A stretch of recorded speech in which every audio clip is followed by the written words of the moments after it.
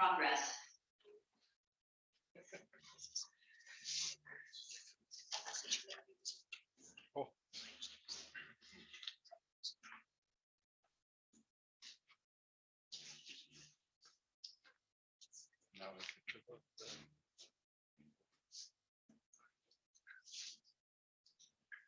Can't get rid of the, anyway.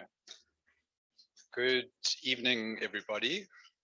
And I need to stand here because apparently we are live on Zoom, still in a hybrid world. So welcome.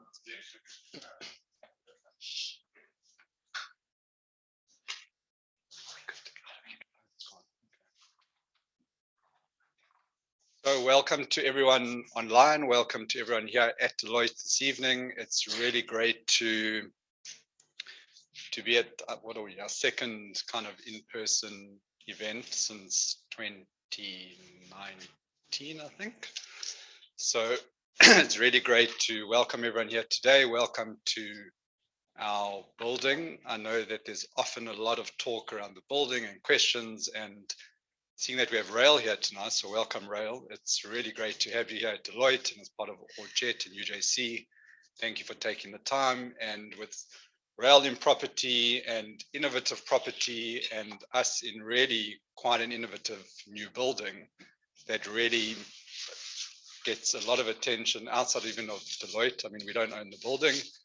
As you know, everything in the V&A is owned by the V&A, but it was a very interesting building in terms of us working with them together with our global Deloitte climate change kind of targets for 2030 to be completely carbon neutral as a global organization. And this building being the third building in Africa that's been awarded a 6-star green rating under the various councils that are there. So it really is a unique building. I'm not going to go into it, but people love to know what it's about and where it is and what makes it that. So really two things that I'll just speak to tonight is one is the fact that it breathes. It's a living kind of breathing building. The roof opens, it lets fresh air in via various things. You'll see lights all around. Red is when something should be closed. Green is you can open depending on the temperature inside, the temperature outside, what the southeast is blowing. So it's really like a live living building with air through the top, out through the bottom, whatever goes on there. And the second is there's about 12,000 2-liter kind of Coke bottles or Coke, Sprite, whatever your choice of drink is that was picked up, that have all been filled. And a lot of those sit in all the voids between the concrete that are not load bearing to fill the space, which ordinarily would be filled with a lot of non-green things. So all of that was collected as part of the building and put in. So really an innovative building. And I guess Rael's going to talk to us a lot about what he does in innovation in the whole property space. So we really look forward to that. So just welcome to everyone. As usual, our sponsorship and our partnership with ORT is ongoing and something we really value. And co-partnering, I guess, with UJC tonight is really great and widening that net. So you all aren't here to hear from me. So I'm going to hand over to Jody, who's going to welcome Rael, and then we'll move on to Rael. So thank you.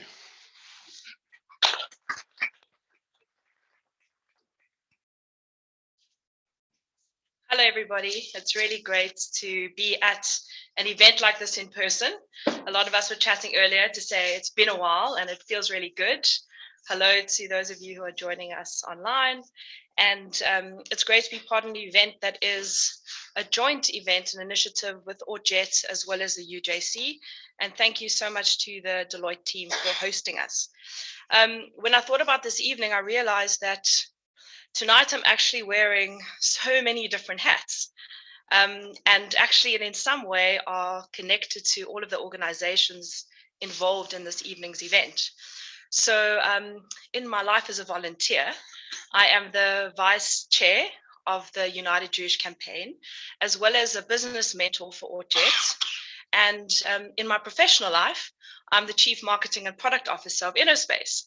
So I guess you could say I have a lot invested in this evening's event.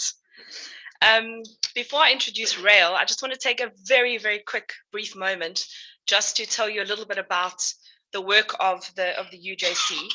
And the United Jewish Campaign is really the umbrella body that raises funds to sustain all the organizations that ensure that we have a thriving Jewish community here in Cape Town.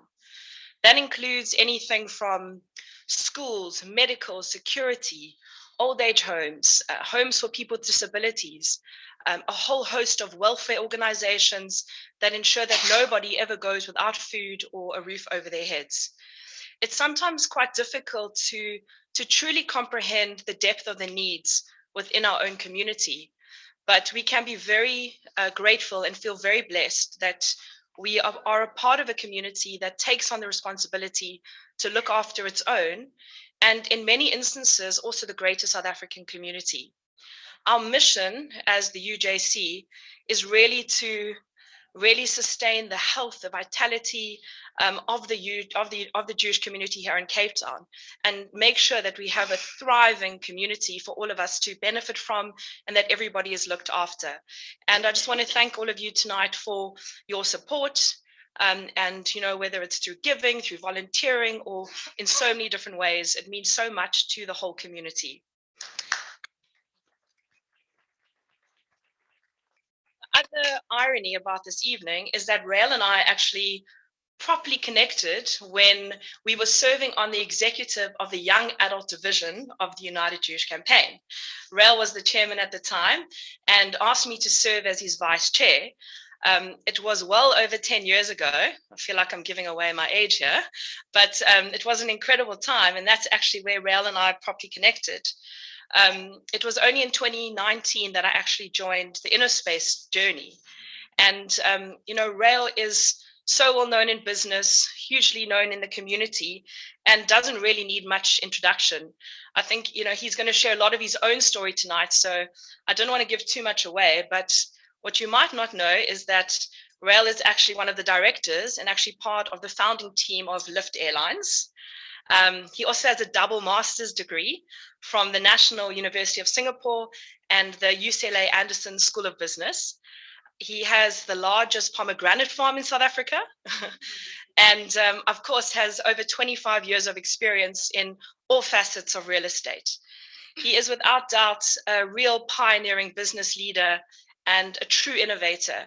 And he's never afraid to take risks and always pushes both himself and his team and the people around him to just keep on climbing and pushing more.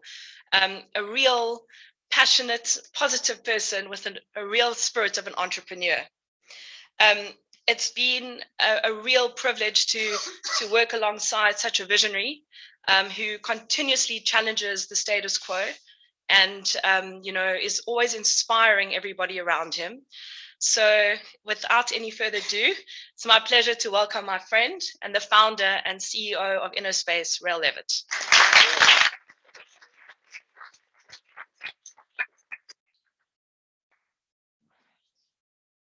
Yeah, and that was Jody being at the UJC was not part of the movie. And in fact, today I said to Jody, how are you going to introduce me? Because that make it a little weird.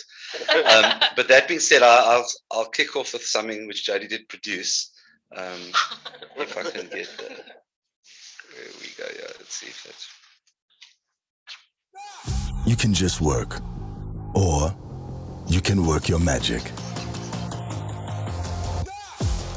Make light work. Work in style. Make work fun. Work how you want. Work wonders. Work securely. Work with a smile. Work under pressure with teamwork. Firework. Fulfilling work. All in a day's work. Space that works. Inospace.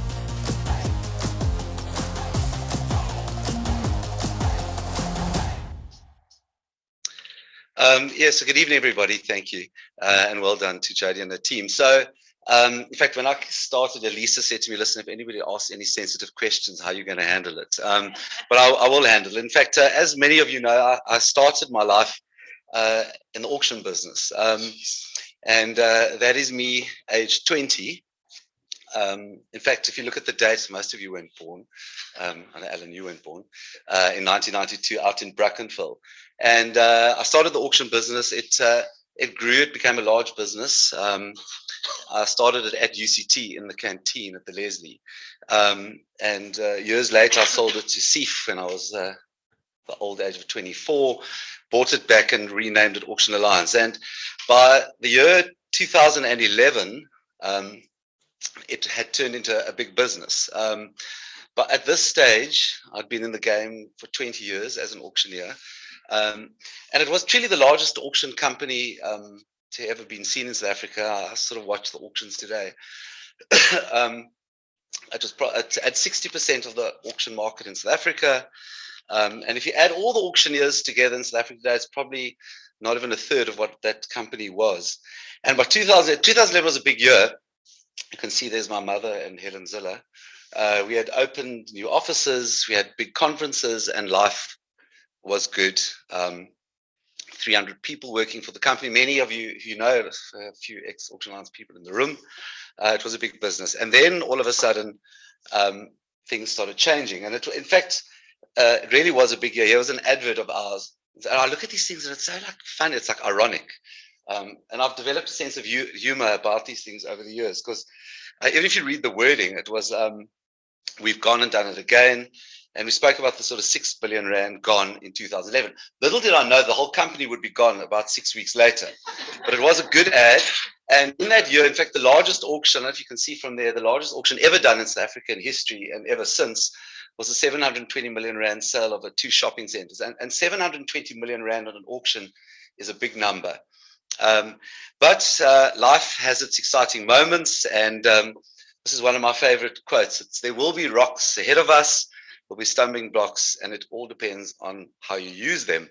And the rock in the road for me was this rock. It was called Quinrock. It was a wine farm. It is a very, very beautiful wine farm, becoming very popular again out in Stellenbosch. And it was seized by the South African Revenue Services in 2010 after a long fight with a guy by the name of Dave King. It was probably the longest protracted battle that SARS had ever had. With this Dave King, and that finally, the only thing that ever seized was this wine farm, and I was asked to auction the wine farm, and that was the auction itself was on the 10th of December 2011, and it was exactly 20 years since I'd been in the auction business, and the very last auction I ever did. So when I was preparing for this, I'd found our old server, and I found this video, which I've never shown anybody, and it's quite ironic if you watch it. Colleague, Ish Hendricks and Sina Rael Cooper are selling all the movable items. Today we got, with commission, 60 million rand for the Quinrock Winery. And it's one of those sales. I said it at the auction sales, one of the sales you do once in a lifetime. The sale itself had huge people, all the who's who of South African wine farms were at the sale. All the top leading business people were here today. And the auction was exciting. It was a really exciting sale. And I must say, I've been in the business 20 years, but this is a very unique sale. It's a liquidation. There's no bank. There's no bond on the property. And we had huge interest here today. So yes, it was. It was once in a lifetime sale. In fact, it actually wasn't. We had auctioned many farms like that, but I was talking to the cameras. But little did I know that it was the last sale of a lifetime. And so, what happened? Right now. As many of you know, I was accused of pushing up the price at the auction, and the story morphed into a big scandal. It was the ghost bidding scandal of 2012. Which happened, and as you can see, suddenly the headlines changed, and for me it was a great shock. I'd never actually had any negative publicity for all the years, and all of a sudden the hammer fell on the auction boss, and the story became big news throughout South Africa. In fact, the Jewish Report wrote a nice story there called "The Rise and Fall of Auction Alliance's Rael Levitt, going, gone, has he gone?" And they say the golden boy has now fallen. And after being accused of that moment, and the story actually morphed, it became more than just a story. The bidder at that auction had, in fact, firstly instituted legal proceedings, but worse than that, actually had reported me for fraud, and said that I tried to defraud her at that auction sale. And that scandal went on for a very long time. And in the beginning, I was totally immobilized. I didn't know what to do. I wasn't quite sure how to handle it all. And for me, it was a first. All of a sudden, I had nothing to do during the day. We shut down the business literally about a month after that Quinrock auction. It wasn't a very long period. Now, tonight is not about Auction Alliance. Maybe we'll release a book one day and tell that story. But it does lead on to the story of Inospace. And so the one thing I did decide to do was I decided to fight. And I fought like hell. That, in fact, is my godson, is Zach Berman, standing on the sign that says, Rael Levitt hits back. I only got this picture recently. And I did fight the story. The media sort of liked probably liked the rise, liked the fall. It wasn't huge news, but the story, in terms of legally, it was. I was at one stage they thought I was going to be arrested, and eventually I won a whole series of cases. But it did go on for many, many years, and so I decided at that point to remember this nice Yiddish proverb. And it is true. It is that from failure to success is a long road. And it was a very long and very difficult road for me to do. And for a while, I did get involved in the pomegranate farming business. And for probably the reason I did it, I went out to look at this pomegranate. I decided to become, at that stage, I thought, let me get into distressed buying. Now, why did I like distressed buying? And Alan had been in distressed buying many years before. It was a business which I knew in buying assets at that moment in sort of difficult circumstances. But the only problem was in 2014, there wasn't much distress around. So I didn't quite find too many deals, but I got into pomegranate farming. And people used to say to me, what do you do? And I said, I'm farming. And they go, oh, shame, poor Oak, he's gone back to the soil. He's gone back to farming. And I sort of actually liked that cover story. And it was like, okay, he's gone farming. And no one ever knew where pomegranate farm is. It is in Wellington. And I had a lot of fun in that farm. But I then decided, if all else fails, let me go back to study. And Jody mentioned it. I landed up, firstly, actually on the right-hand side, I landed up at the National University of Singapore to do a master's degree there. And at the same time, sort of overlapping, I did a degree at university at UCLA. And if any of you ever reach the age of 40 and you've been in a big scandal, I would recommend to go and do an MBA, because it was an amazing relief. And it was so nice to suddenly, I was no longer Rael Levitt, the auctioneer, or Rael Levitt at that point, the ghost bidding auctioneer. It was nice to suddenly be a student again. It was quite weird, because I literally have been a CEO my entire life. I've never had another job. I have been a CEO since I started in that picture, which looks a bit Rahmanis when I look back now. And I'd been a CEO all my life. And now I was a student with a backpack hanging out with a whole lot of foreigners. And I used to sit in lectures and I started sort of writing down all the things I had done wrong and all the things that I thought I had done right and what I would be wanting to do with my life. And I don't know if anyone's ever reached that moment. I actually had no clue. It was the first time in my life where I didn't know what I wanted to do. And I feel so concerned and sorry for like kids who finish school because they don't know what to do. And for me, it wasn't. For me, it was an easy jump. I went straight into auctioneering from right at the Leslie. And I never had a moment where I needed to think like, what is going to happen? But then I did. And as I sat at university, I wasn't quite sure. And I had a myriad of different things which I thought I could do. I got involved with Glendale at one stage. I even thought maybe I could go run Glendale, but I realized I wasn't really cut out for that. And so, but while I was in lectures, it was an interesting moment in time. And we had some people came to speak to us at UCLA, really at that point about real estate. And I was quite fascinated because I'd been in real estate. And when I was at UCLA, I was so ashamed and embarrassed of what had happened at Auction Alliance. I was like just hoping no one would Google me. But Americans like the stuff. And I remember that, and they went, oh my God, you've been in a scandal. That's so cool. You're just like Donald Trump. And I thought that was quite cool. And every time I used to cringe, I used to say this. Here's Rael Levitt. He was a big auctioneer in South Africa. He was in America. That was a compliment. And it wasn't. But this was the moment. It was the time. It was the rise of WeWork. Now, I don't know if any of you have watched We Crashed. I highly recommend it. I love that show. And it was started by an Israeli who moved to America. And I sort of liked what he said. And WeWork was just, it had taken the world by storm. And despite what happened to WeWork, there were a few interesting elements about WeWork. And the one interesting element was about tenants and landlords and leases, where certainly in offices, people were looking for flexibility. And Adam Neumann, the founder and CEO, really stumbled onto this concept of actually that people didn't want to sign 20-year leases on big buildings. There was a whole new crowd of people who wanted the flexibility of knowing whether they needed to work or not to work. Now, that quote of his is actually quite interesting when you read it, because I think it's interesting. It's always, we can look back and we can hindsight is such a great science. But I think what Neumann got wrong was, in fact, that he thought he was a technology company. But he was just leasing out desk space. So Regis had done it for years before. There were many people who did it. He just made it cool and sexy, and everybody took magic mushrooms and got stoned and had sex in the cupboard. And it was all very exciting. But what WeWork did was they did show that there was a movement. And so the one thing I started thinking about, and there was a lecturer in the States, he's obviously still around, called Dror Poleg, was another Israeli, and he was obviously friends with the WeWork guys. And he wrote a very interesting book, which I highly recommend anyone who's in real estate reads. It's called Reimagining Real Estate.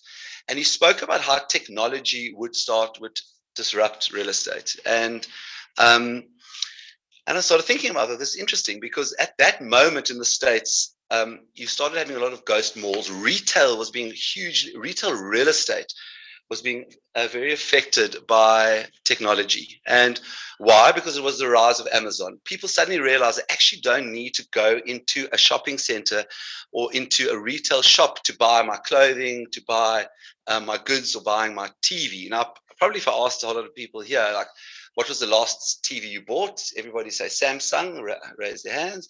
Okay, the last TV I bought was a Samsung. Where did I buy it? I probably bought it at Takealot. How it was delivered to my house. And this in the States, there was a huge, this huge change from real estate into the online space, and it was affecting property more so in the States than anywhere else. And there was the rise of ghost malls, so it was certainly affecting retail. And the other place which was affecting was offices. Now, we now know after COVID, sort of the zoom and gloom and what happened to offices. And in fact, offices have been probably the most affected by the cultural shift and the cultural change. But offices weren't really that affected yet. You had the rise of WeWork at that moment. But certainly, people were realizing, actually, do I need to go to this beautiful place to do an administrative function? Because that's what an office is. Now, of course, there's culture and there's marketing, but do I actually need to go to that place to do administrative functions? And everybody at that moment said, no, offices will never change. And if you look on the skylines of every city in the world, you'll see big office towers with people's names on the top. But certainly it was being hugely affected. And there were, then there was the leisure type of properties, which are hotels. Were they being affected by technology? Well, people still want to travel. And the one interesting place is residential, because there is no technology change. People still need to go home and sleep somewhere and shower somewhere and eat somewhere and give their babies food in a place. So, but the two areas are being affected. And so as I was traveling backwards and forwards to UCLA, I started thinking about a sector which I really knew very little about, which was industrial. And I thought to myself, well, this is quite interesting, because in the sort of what is known as the industrial, and when I say what is known as industrial real estate, because it's a very wide area, and but every good which needs to be made, delivered, assembled, whether it's made in China, whether it's made somewhere else, whether it's made here, needs to pass through this particular piece of real estate. It wasn't being changed. In fact, it was being boosted by technology. And all of a sudden, you suddenly saw these big boxes going up all around the world, the Amazon big boxes, yet you see them all over the world, including in South Africa. And we see all these big distribution centers. And so I looked at this, and this is actually a figure we use today. And I went, hold on a second. I mean, what is a shopping center? I mean, it's a place of entertainment for sure. So, is it Disneyland? Is the V&A waterfront a place of entertainment? And the answer is yes.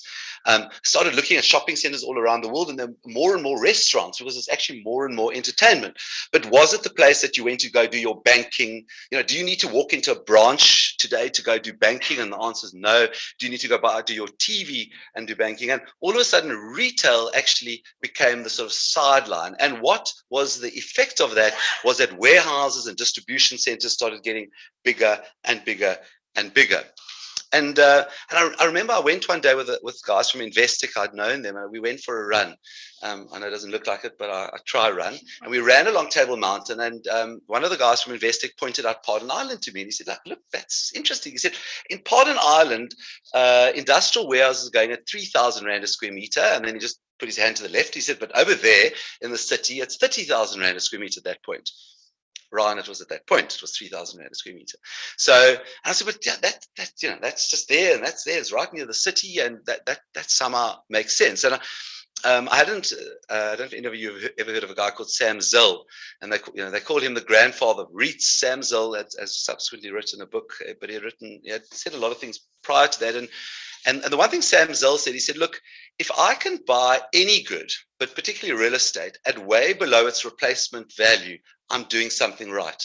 So I asked the guys from Investec, and I knew nothing. I said, listen, tell me while we were running. I said, it's 3,000 Rand. What do you think it costs to build? They said, no, it costs probably, at that point, it was like 9,000 Rand a square meter to build. I said, are you telling me that you can go buy something for 3,000 Rand a square meter, and yet it costs 9,000 Rand a square meter to build, and that excludes the land? They said, yes. I said, well, that something sounds right with that. And so I had a look at the real estate, the industrial sector, and there was this interesting imbalance here in South Africa and globally. And the imbalance was a restricted supply, because if you think about it, you're right here in Cape Town on industrial real estate, the last industrial area which was proclaimed as in a big area. So Bracken Gate, if any of you know it on the R300, is probably the very last one. Redefine were involved there with the local company. And then there was Montague Gardens. And those are the last two areas.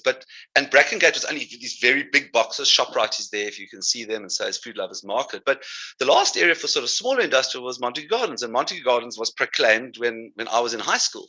And so there was and yet all over the city there was new areas where there were hotels, there was new office blocks, there was new retail shopping centers right across the city, but there was very little industrial. And so there was, and what had been happening is no one had been building like what they called mini factories for many, many years, for 20, 30 years. In fact, there hasn't been any development on the supply side. On the demand side was the growth of e-commerce and the sort of what now they call last mile delivery, which is your Uber Foods or the Checker 6060. All of a sudden that had been growing. And industrial was sort of attracting businesses which were occupying retail spaces. In fact, one of the tenants which we have as a company we often talk about is called Veldskun. They do Veldskun shoes. And 20 years ago, Veldskun would have had a retail shop in every shopping center. They would have been in malls right across South Africa, but they didn't do that. They said, listen, we're going to do this purely online. We're going to have a warehouse and we're going to distribute from the warehouse. And they were like an example. And so there was this imbalance. And so while I was at UCLA, I thought, this is really interesting. I was flying backwards and forwards, and I thought maybe there's something interesting to do here. And so I wanted to show a little video. In fact, this is me talking at UCLA. It was very weird because I was with a lot of Asians and a lot of Americans. They'd never seen a South African, and I'd always publicly spoken in my life, but I hadn't spoken. This was in 2015 in public since that Quinrock auction. It was 4 years before, and I was voted to be the induction speaker. And initially, I said I didn't want to do it. In America, it's like a big thing to be an induction speaker at a graduation. They love it, the Americans. And there was a girl in my class. Her name was Cece. She was from California, and she was busy like campaigning. And all the Asians liked me because I think they preferred my accent. They couldn't really understand Cece, and she told everybody she loves them. So I was the induction speaker, and I spoke at this induction. So listen, have a listen to this. In common, there's one thing that all our class shares is the ability to challenge ourselves, to confront our fears, and to always be green and growing on a journey. Because isn't it true? We all know 18-year-olds who are brown and vegetating, but we also know 80-year-olds who are still learning and finding time to invest in themselves so they become bigger people and still greater leaders. If there's one thing that our global journey has reminded us, is that the best leaders love to learn. And the greatest organizations are in fact learning organizations, places where ideas are the currency of success. And as we traveled across the world through multiple cities, we've realized that the very act of learning something new means you must also disrupt your thinking of yesterday. To accept or even just to entertain a new idea means that you must leave the safety and the former way of perceiving your world and to open up to something foreign. And that means you have to leave the protection of your safe harbor, even if the harbor is Singapore, which is a big harbor, and journey out into the unknown. And the unknown is a pretty scary place for most people. Many people get threatened there. Victims, in fact, get stuck there. And way too many people in business and in life avoid learning and exposing themselves to any new idea or influence that might cause them to have to rethink the way they have thought in the past and behaved in the past. But the fascinating paradox is that trying to avoid new ideas to stay safe is actually enormously dangerous and infused with risk. And so I traveled home back to South Africa, and at that stage, I was thinking maybe I should go live in the States. And where did I land up? I landed up in Epping Industrial. In fact, many of the people who had worked with me at Auction Alliance would phone me up and they said there's interesting properties to sell. And this was a property which was introduced to me in Epping Industrial. And it was a real terrible old building. Julian, you probably remember it. It was in Hewitt's Avenue. And I went out to the building. It hadn't been, no one had looked at this building in years. The owner had been away. Sort of typical absentee landlord who had just left it. The one other thing about real estate is happening is that it's a very active hands-on business. And it wasn't in the old days. In the old days, real estate was like having bond-like income. You would sign a lease for 10 years. The landlord was the landlord. And even that name used to bother me. I mean, a landlord. I mean, who calls it that? It's like, it's a name which comes out of another era. And the whole thing, the one thing that WeWork recognized, that it is a service business like nothing else. It is not sign a 10-year lease, make it the tenant's problem, the rents rise by 8% a year, and the only time I ever want to hear from you is at the end of the 10-year lease. I can discuss a renewal after I've escalated the price by 8% despite the inflation rate only being 4%. And this is how this property was treated. And so I looked at this property in Epping, and so we went on the journey. Now, the first thing in this particular property, and it was really a dirty old dog, was there was a woman there called Mrs. Nariman, and Mrs. Nariman had been running a cafe on the site. And when we bought the building, she thought, oh, he kom Jood, he's going to uitskop. And I said to Mrs. Nariman, no. I like WeWork, they serve food. Mrs. Nariman, she said, yes, we serve dalchies and we serve samosa. I said, you're staying right here. We're just going to tart up your cafe a little bit. And there was a place on the side of the building. In fact, you can see it on the left-hand side there. It was undercover parking. And I took some of the guys out from investing. I said, what do you think I should do? They said, no, you should knock it down because everybody likes yard and real estate. And for me, I thought, well, hold on a second, I'm a nice Jewish boy. You do not knock down structure because that's GLA, that's lettable space. And a guy was working for me at the time, Veron, said to me, no, my father-in-law has been making little garages, a lot of demand for little spaces. And so what I did was I then took these little undercover garages and we put roller shutter doors and we made them small spaces, and we sort of put them on the market. And we noticed an interesting thing. If the rental rate in Epping Industrial at that point was sort of 40 Rand a square meter, we were getting 80 Rand for the small spaces. So I said, that's so interesting. It's like small spaces getting 80 Rand. And the reason why it was getting that high price point, because for those tenants, it wasn't about the rate per square meter. It was, look, I'm renting a space of 100 square meters. It's going to cost me 8,000 Rand, or I'm renting a space of 75 Rand. I'm going to be spending 5,000 Rand. It wasn't a question of what is the rental rate, and everybody's sitting on their calculator working it out. And so we created these little spaces, and they were snapped up. And, the rest was just like clever. We sort of fixed the building up. We got leases in. And then because I've been watching all the WeWork stuff, we put in a little business hub. And I thought, if people like a cafe, these industrial property users, they would certainly like a business hub. And we were so sure at that point. I went running around looking for secondhand furniture for our little business hub, which we called it.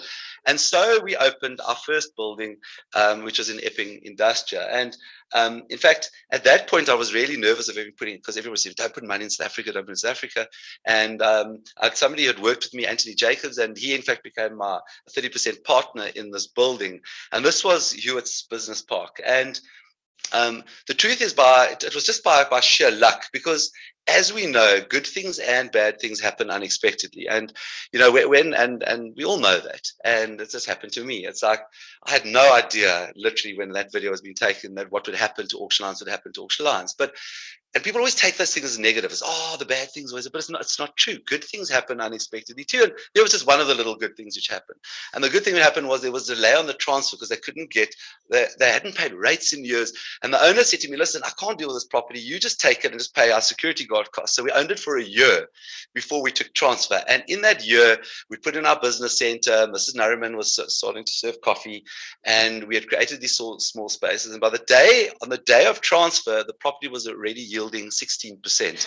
So for those of you who know real estate, at that point interest rates were a little higher than what they are now, but a 16% yield meant that we were making a cash profit from day one. But what I also learned quite quickly was we went back to the bank and they said, well, if you got 16% now, we'll give you 110% bond. I said, 110% bond? What is that about?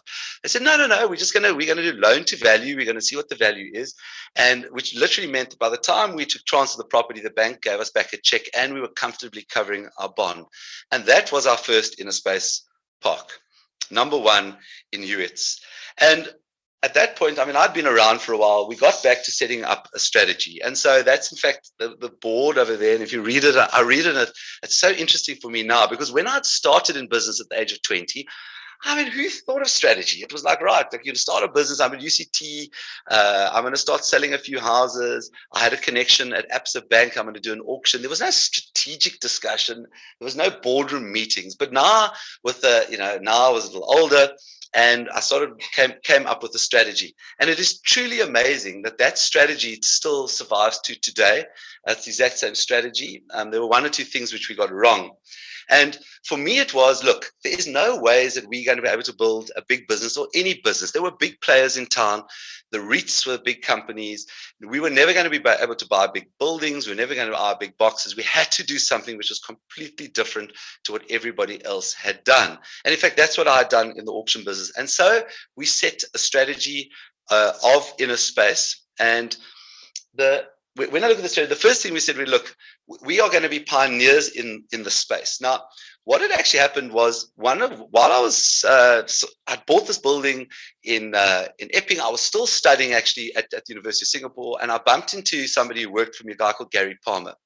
And he said, what are you doing? I said, look, I'm still studying. I'm a farmer. He said, shame, I heard about that. And I said, and I bought an industrial building. I sort of like this industrial. There's something I like about it. And he said, oh, no, you got to meet her. He says, you got to meet him. He was friendly with a guy called Brian Myerson. And he said, you got to meet this friend of mine, Brian Myerson. And I said, no, I've heard of Brian. I read about him in the newspaper. He said, oh, he's a little controversial. I said, okay, I'm a little controversial too. This is going to be a perfect meeting. And so Brian Myerson was sitting in a building in Pardon Island, and I schlepped up to meet him in a big glass box, and I was so impressed. And he started telling me a story. He said, I invested in a business in Germany. It's called Sirius. And, what they do is they take these big old industrial properties and they chop them up and they put in cafes. This is Nariman. And they put in meeting rooms and they create products. And I was like, wow, that's so interesting. I can't believe they stole my idea. And I literally, as I got out of the meeting, I saw him once at Newport Delhi behind Ray-Ban sunglasses. And I got it and I started Googling Sirius, and I was like, wow, this company is like this. This is what I want to do. And so what I try to do is I try to go and meet, because I've always believed in chutzpah. Even when I was 20 and I started in the auction business, I thought I have to meet the CEO. And I Googled him as a guy by the name of Andrew Coombs. And of course, what I did was I sent an email and I got no response. And I sent a message on LinkedIn and I got no response. And I tried to find him on Facebook and I couldn't find him on Facebook. And then I even started phoning their offices in Berlin. And it just so happened I bumped into another friend, another Gary Vogelman. And he said, what are you doing? I said, I'm in farming. He said, shame, I've heard about that. And he said, I said, something about industrial that I like. He said, yeah, it's an interesting sector. It's sort of like the poor man's real estate. And I said, but there's a company in Germany called Sirius. He said, oh, no, I've been doing work with them. I said, please, you've got to do an introduction. So he introduces me to the CEO by email. And I write to the CEO, and the CEO thinks, and I realize he thinks that I'm an investor, because the company was listed both in London and was listed on the JSE. And he introduces me and he says, and I said, look, I really would like to meet you. He said, look, I'm only going to be in Berlin in Christmas of 2016. I said, you won't believe it, so am I. Of course, I had no I was not going to be in Berlin. But I got on a plane, I flew to Berlin, and I met Andrew Coombs, and he took me around and he showed me all these buildings, and it was like they were branded, they had like these spaces in them, and I took notes, and many years before I'd been mentored by a guy by the name of Mark Lamberti in the auction business. He was one of our directors, and Lamberti always said to me, he said, look, as a South African business person, you can always go overseas and get great ideas because no one's ever going to be threatened by a South African, and South Africans are always quite friendly, and they like the language, and so you can go in there and talk to them. And he did that with Walmart, and anyone knows his story that Massmart sold out to Walmart. I think probably in good timing for Walmart, for Massmart, sorry. And I spoke to Andrew Coombs, and he showed us our whole business model. And right at the end, I said, look, I've been accused of ghost bidding and doing all these things at auctions, but I've never been accused of theft. But I think I'm going to be accused of theft because I'm going to steal some of your ideas. And so in South Africa, it was very pioneering. We thought we'd have first move advantage, which we still do.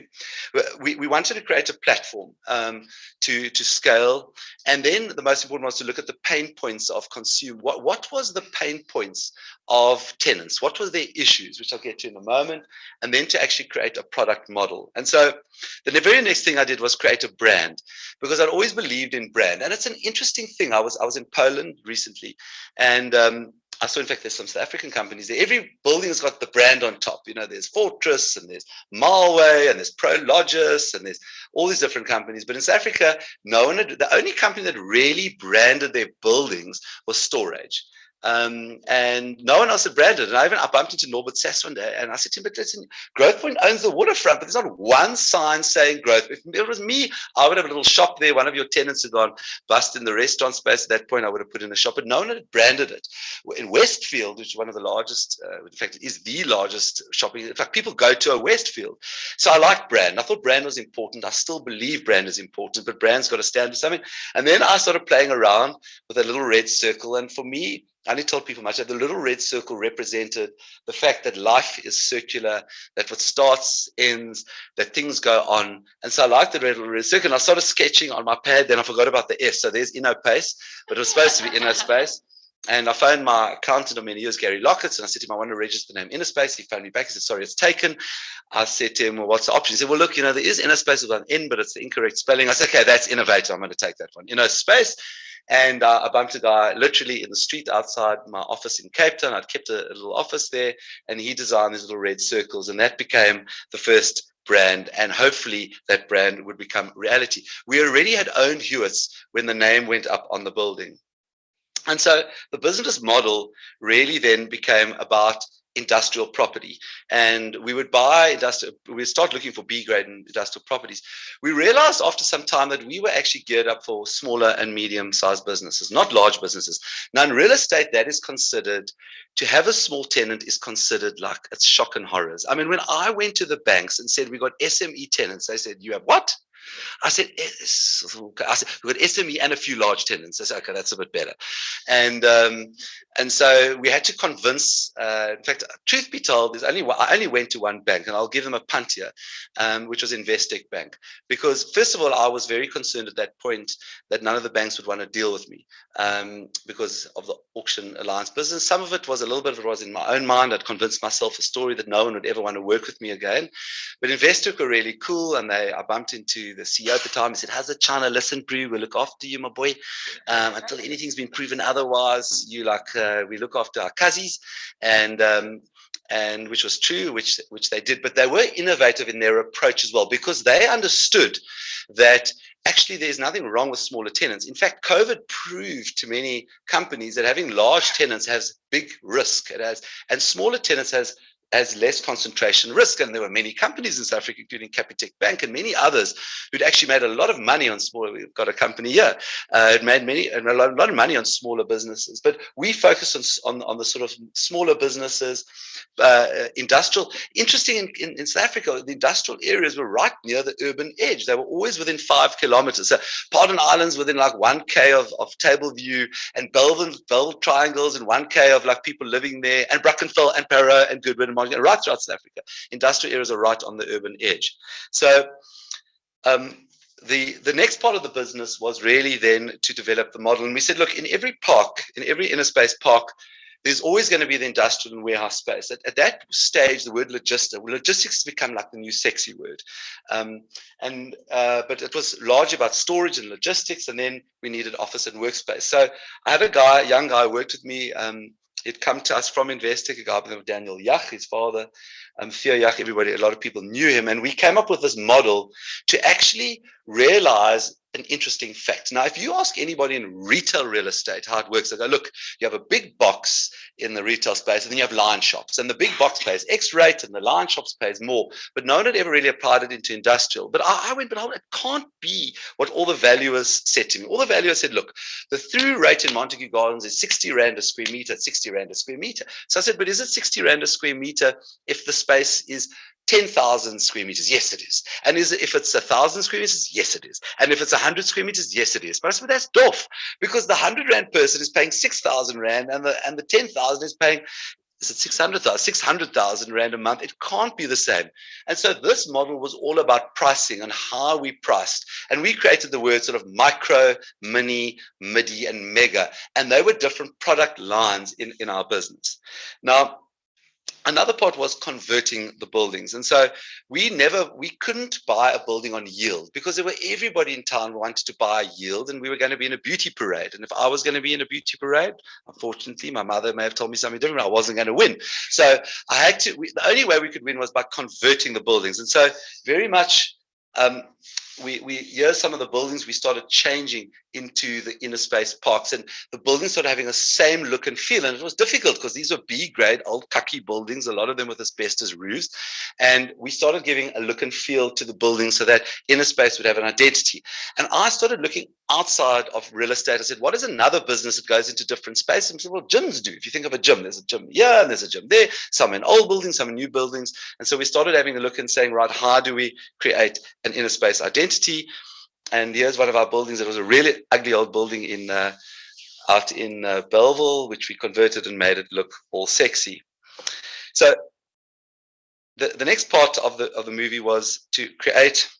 So there you can see how innovative with branding the parks. We created a lot of brand identity. Now, one of the questions which one of you should ask me was, where did all the money come from to do all this? And this was very interesting, because it is not easy raising capital in South Africa. And I had never raised money, because I came from the auction business, which was a great business, because all you said was going, gone. Somebody gave you a big check at the end of it. You rushed off to the bank and you banked the check, and it was a great business. And it's always, the grass is always green on the other side. When I was in the auction business, I always used to look at the property guys. I thought, they're so clever. It's like, I'm working my gut off here, marketing all these buildings, and some guy like floats in and he buys a building. And remember, we saw a big boom in South Africa. Real estate, there was a 10-year boom after 2001. Didn't even really end. It didn't, in fact, end in 2009 global financial crisis. But we had to borrow money. And so the first building I got on my own, Investec funded it. The second one, Investec funded. The third one, there was like, listen, China, we love you, boy. We love you. But boyki, balance sheet's looking a little stretched now. Listen, you got to slow down. And so because I was still in the pomegranate business and I was flying around, I was on a plane one day. I bumped into a very wealthy investor who likes to keep below the radar. And many people know he is. I bumped into a guy called Jonathan Bear, and he said, come sit next to me. It was a day flight to El Al to Tel Aviv, and he said to me, look, and he had actually been involved with me previously in auction lines. He said, look, you know what, I've been reading all this stuff about it in the newspaper, and as far as I'm concerned, you've done nothing wrong, and I've always liked working. If you need anything, give me a shout. So thank you very much. I went back to go sit and get my horrible meal on El Al and get shouted at by the air stewardess, and I thought I wouldn't see him again. And what happened was Investec themselves were selling a building in Maitland in Cape Town, and Investec said, we're not going to finance it. And so I contacted one of their people guy by the name of Sean Hurwitz, and he literally stood on the corner and he said, okay, we're in. And I said, okay, what do I do now? He said, no, we're in. So I said, okay, do I need to present a board pack? He said, no, we're in. And literally on a handshake, they put the cash into our account. And so we went on a journey with Buffett and then KLT, and then we started buying up buildings. And these were many of the buildings which we bought up. The other part was to develop a range of value-adding services, which is an ongoing movie for us. We put on-site park management on each site. We put fiber in, we put in hubs, we put in business centers, we put in courier lockers, we put in cafes and restaurants, because it wasn't about real estate. It was really about servicing and providing value adding facilities. And no one in real estate likes to do that, because everybody just wants to sign a lease, collect your rent, and not get involved in a very heavy operational business, because who would want that? I mean, you really have to be a Michiganer to want to actually do it at that level. And so we put in all these facilities. And then we realized when COVID arrived, so when COVID arrived, every other business, we panicked as well. We thought we were all going to die on the spot. They're going to bury us in our nice yards on all our industrial buildings. And what we actually did at that moment was we did this. Everybody wanted flexible leasing. So it's okay, we're going to do flexible leasing. And so we created a whole lot of products around flexible leasing, where we said to tenants, look, you tell us how long you want to be in the building. Because for us it wasn't, and those of you know real estate words, they call it WALE, overseas they call it WALT, which is the period of the length of leases. But for me, it wasn't about how long the lease is signed for, it was how long the people stay in the building. I spoke to the guys from storage. They said, look, our WALE is 1 month, but people stay here 3 years. So I said, how long are these people? Often we would buy buildings with tenants in them, and the tenants have been around for a very long time. And so COVID was a big opportunity for us to push, and we did. And I must say, there's one moment which I was really proud of was during that COVID period, because while many companies thought it was the end of the world, I had been in a tsunami or two. And for me, it was the moment to shine. It was the moment to take advantage of the situation and to be bold and to go out there. And I had to coerce, I've got one of our people in the front, I had to coerce them to come back to work. I said, you can wear your mask, we'll sanitize every time somebody coughs, and come back to work. And so it was during COVID that we signed more leases than we had signed for 2 years before. In fact, actually, we had a huge surge on our rental rates. We grew significantly. And a lot of it was due to this product. We also launched, which we're still very busy with, we launched a whole technology platform, because we've got big scale and we needed to create a technology. We decided COVID was the time actually to work on the back end of the business and to build a business which can deal with scale and can deal with a large amount of work. And Jody had joined us obviously at that point, and we launched a whole back end system to run the business, which we're now launching into the front end. And so we grew. And we moved right in the beginning. I said we want to own 50 parks by the year 2022. And all the people said to me, what a target is that? I mean, what does it even mean, 50 parks? His name was work on GLA, and you must work on profit, and you must work on NOI, and you must work on yield. I said, you know what, we'll work all that out, but let's just get to 50. 50 will give us scale. Unfortunately, during COVID, it wasn't that difficult to get funding, so we grew a little less than that. And these are some of our parks. Our largest park is called Tambo Works, which is in Johannesburg. And then the second biggest one is in Island Works, the 25,000 square meter buildings. These are large buildings. And we went to 30 parks by COVID, and then more recently we then grew the business, and we landed up at the beginning of this year at 44 parks. Now the 44 parks represents about 500,000 square meters of space. It's a fund of about 2.5 billion rand and about 1,900 tenants in 2 cities. We'd also launched one in Glasgow. Now, in the Glasgow building we didn't own. It was our partners owned the building, and we decided to hoist our South African flag in Glasgow and give it a try. And it also was successful. And so that's where we landed with the business at the beginning of this year. We started looking at various other things which we're looking at now, which we're going to launch quite soon, which is technology, really bring technology into it and merging what they call PropCo, OpCo, and TechCo, to create self-service leases, to create dynamic real-time pricing. So when we price our real estate, we now have a huge amount of data and information, because people always ask, what is my rent? Whether it's a house or whether it's a building or whether it's my office, what's my rent? Well, your rent, they'll tell Deloitte, well, your rent has to be 220 Rand a square meter. Why is it 220? Because we said so. I go, no, why? Because your cousin, they paid 210 and this and that and the other, and the value is our friend told us, and my Boba and my cousin, and no one really knows what the number is, but it was on Prop 24, so it's got to be real. But I'd come from a world of dynamic pricing, up and down. And so pricing had worked out because we actually market all our things online and we get a huge amount of data. And in fact, even when we acquire, we now know where to buy because we know what the price points are. It's not guesswork. And so we had really grown the business and we'd grown it through a huge technology platform. But great businesses don't happen without people. And so, and I've always believed this. Great people make great organizations. And so it certainly wasn't the 300 people at Auction Alliance. That was a different crowd of people, and many of them went on to great success. In fact, all of them went on to great success. But we grew a team of 75 people by the beginning of the year.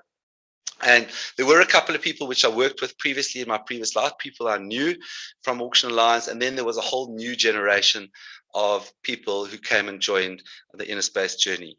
And so where we landed up is we landed up here at the 1st of March. Here's just one of our new products, which you can have a see is not too far from here.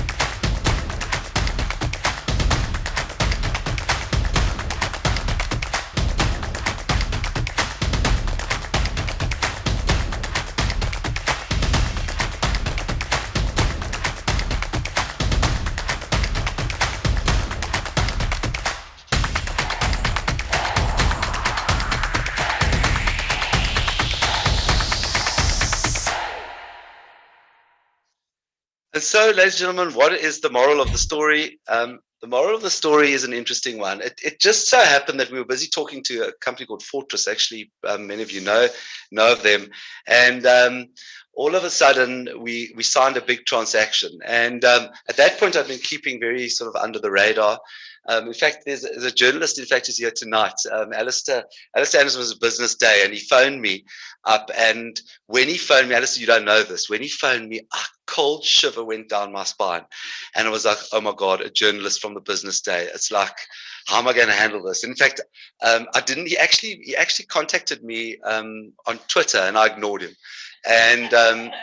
And ignored me. And I phoned a publicist and I said, oh my God, a journalist is phone. He's going to bring up the past, which he did bring up the past, but he had to because he's editor. And it wasn't a bad thing at all. But all of a sudden, it was Auction Alliance's Rael Levitt has returned to the property arena. So, Alistair, thank you. You got over my fear of journalists, which he wrote an article. And it was by pure fluke and coincidence. This transaction at Fortress, it was a 1.25 billion rand. It did actually grow out, doubled our business in Johannesburg. And on the day that it happened, I knew the date was coming up. It was a day which was it's etched in my memory. It was the 10th of December, because the 10th of December 2011 was a moment which I literally thought my life had come to an end. I thought I would never recover from, and I thought that was it. It was my grand finale. And so on that day, I woke up in the morning knowing that it was 10 years to the moment. And we went to Fortress's office. Obviously, nobody there knew the story. And I was thinking, should I say something? I should have put a Facebook post. I thought, no, let me leave it to myself. There's a whole lot of my colleagues and some of the Fortress CEO there. And we signed this large transaction. And then right at the end, I said, guys, I just want to tell you that today is exactly 10 years to the hour, because it was the auction was at 11 o'clock, which I've signed the largest transaction of my life. And so for me, it was a great moment. How did I feel? The next morning, I literally went to go run on the treadmill at gym and I cried. I just thought it was such a weird thing that would happen 10 years to the date. So what is the moral of the story? The moral of the story is this: take the stones that people throw at you and use them to build lots and lots of service business parks all over South Africa, because that is the journey of Inospace. Thank you.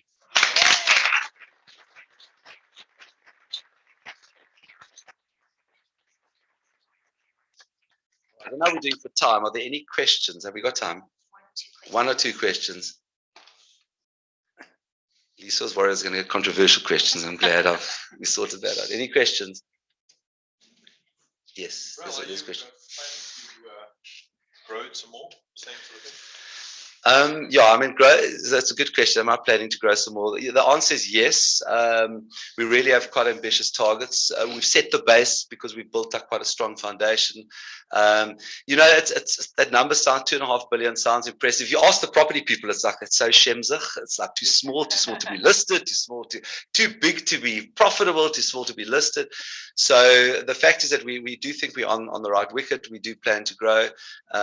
We, in fact, this Thrive to 2025 is really an internal strategy to grow and to double the business by 2025, which I think we will achieve. So the answer is yes. I saw Yes. you in Yes, go ahead. I saw you in Kenya or Nairobi looking at some logistics places. Yes, I mean, I have been on a bit of a whirlwind tour lately. I have been looking at other places. In Africa, I was in Poland, I was in the Netherlands and the UK, so I have been looking at places. It is interesting. In Africa is particularly interesting because they call it piggy frogging. So they retail in many of the places outside South Africa. Warehousing and logistics are becoming even more important because they don't have these big retail shopping centers. So it is that we're looking at, but the rest of Africa is a bit of a place, or maybe all of Africa is a bit of a place where angels fear to tread. So I'm watching it quite carefully, but it was very interesting in Nairobi. Ashley? Are you planning to list? I knew someone was going to ask me that question as well. All the analysts ask the question, am I planning to list? I mean, it's a whole different conversation. I'm certainly no expert on it. If you talk to the sort of traditional analysts, so we're too small to list. Actually, it wouldn't make sense for us to be a listed company. There's another specialist in the room over here. Probably could ask him more about listing. There are probably a few specialists.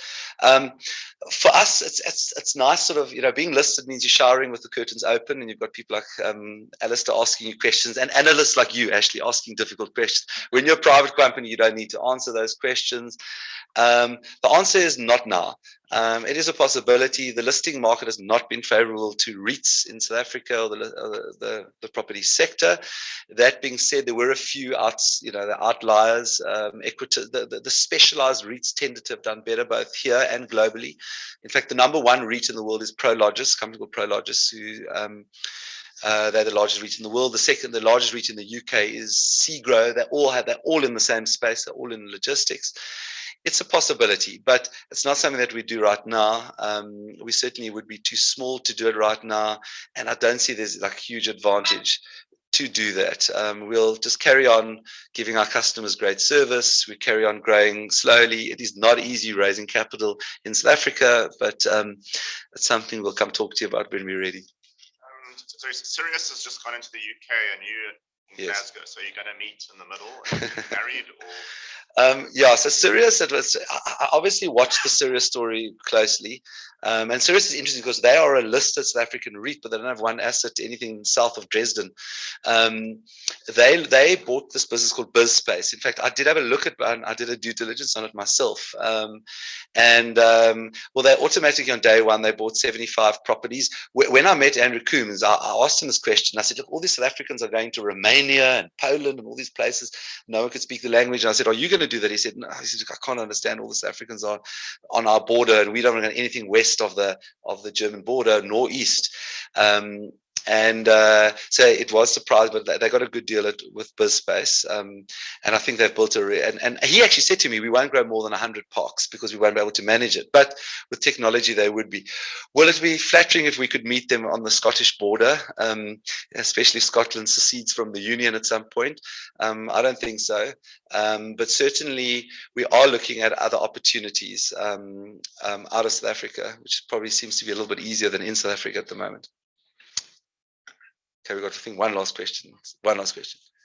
What's your general response from the tenant markets? Do they like the space, the service logistics space providing them, vacancy uptake?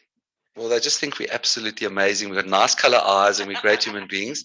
So the answer to the question is, we're not the only industrial player in town who've done well. In fact, actually, if you look at the results of Growth Point and Redefine, they all say, yeah, their multi-let industrial is all pretty well let and they don't have any problems.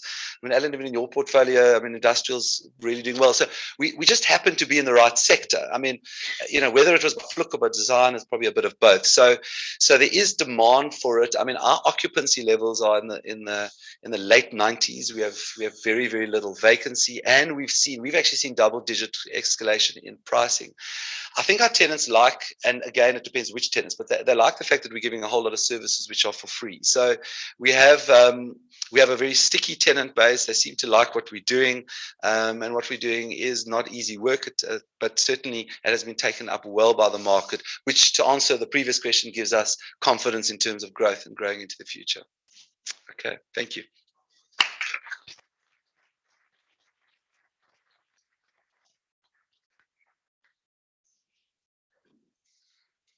I've been involved with ORT for over 10 years, and Rael has been my friend for a lot longer.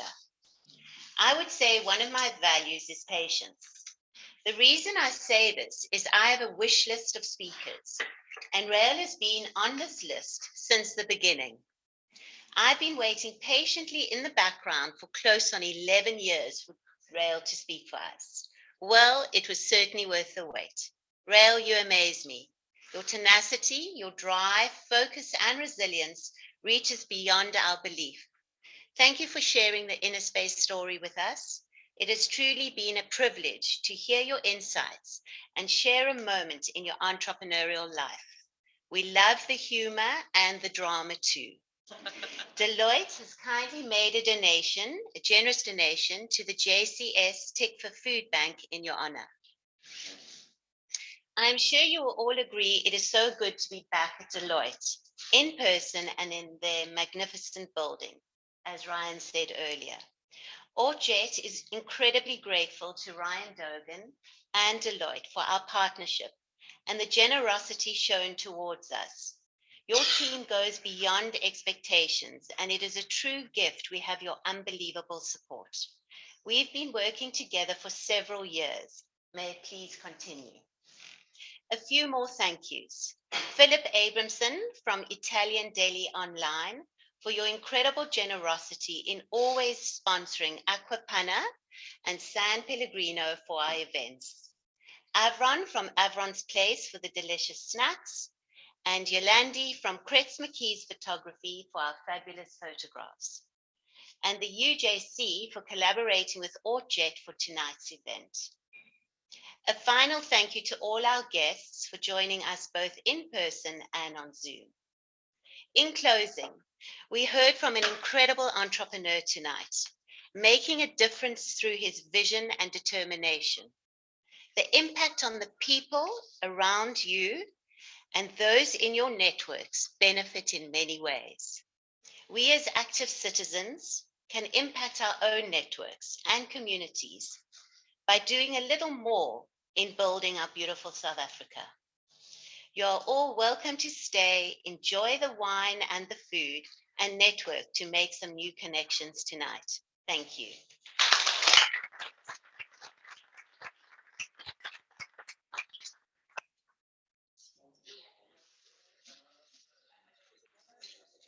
I